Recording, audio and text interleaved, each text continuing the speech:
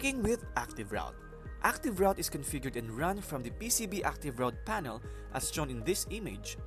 ActiveRoute does not switch layers. It attempts to create a single layer pad and pad via routes on layers enabled in the PCB ActiveRoute panel.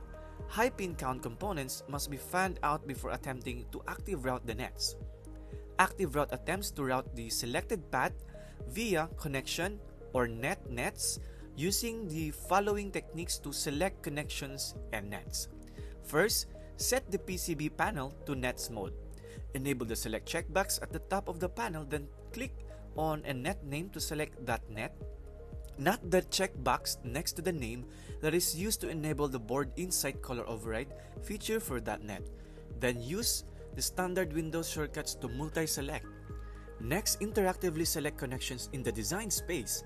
Click Alt left, click drag next from right to left. Hold Alt and drag a green selection window from right to left. Any connection line touched by the green selection window will be selected. Hold Shift to continue selecting additional connections. Left click to select an individual pad. Select the multiple pads in a component. Control click, hold and drag Control. Hold Control and click the drag a selection window to select multiple pads in a component. Drag left to right to select within, then drag right to left to select touching.